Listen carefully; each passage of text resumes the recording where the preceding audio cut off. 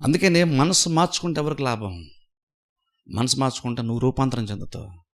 నువ్వెంత రూపాంతరం చెందుతావో నీకు అంత ఆశీర్వాదం ఉంటుంది తెలుసా. నీ మనసు కనుక వాక్యానుకూలం నువ్వు మనసు మార్చుకోకపోతే నువ్వు పరలోకంలో ఉన్నా సరే నీ మనసు మాత్రం నీకు నరకం యొక్క అనుభవాన్ని నీకు ఇస్తుంది. నరకం లాంటి ఎక్స్పీరియన్స్ నీకు ఇస్తుంది, నీ మనస్సు నీకు ఇస్తుంది. ఉన్నది పరలోకమే. నువ్వు చాలా యాక్చువల్ చెప్పాలి, నువ్వు చాలా మందికి నువ్వు చాలా హ్యాపీగా ఉండాల్సిన సిచ్యువేషన్ దేవుడు నేను పెట్టాడు. కానీ నీ మైండ్ మారలేదు చూసారా. నువ్వు సంతోషంలో కూడా నువ్వు బాధపడుతూ సనుక్కుంటూ కూర్చుంటావు. ఎందుకని? నిజంగా నువ్వు అలాంటి కండిషన్లో నువ్వు ఉన్నావని కాదు, నీ మైండ్ అలాంటి ఎక్స్పీరియన్స్ నీకు ఇస్తుంది అంతే. నీ మైండ్ నీకు అలాంటి ఎక్స్పీరియన్స్ ఇస్తుంది. మైండ్ నీకు ఎందుకు అలాంటి ఎక్స్పీరియన్స్ ఇస్తుందంటే నీ మైండ్ సెట్, నీ మనసులో ఉన్నటువంటి ఆలోచనలు బట్టి నీ మనస్సు నీకు అలాంటి అనుభవాన్ని ఇస్తుంది. కానీ నిజంగా అలా ఉందా అంటే అలా లేదు. చాలా బెటర్గా ఉన్నావు కానీ ఇంకను నేను బెటర్గా లేను అనేటువంటి అభిప్రాయం కలిగిస్తుంది.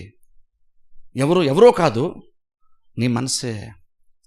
నీ మనసు మార్చుకున్నావు అనుకో, అప్పుడు నువ్వు ఉన్నటువంటి స్థితిలో కూడా నువ్వు పరలోకాన్ని అనుభవించగలుగుతావు, పరలోకాన్ని ఆస్వాదిస్తావు నువ్వు.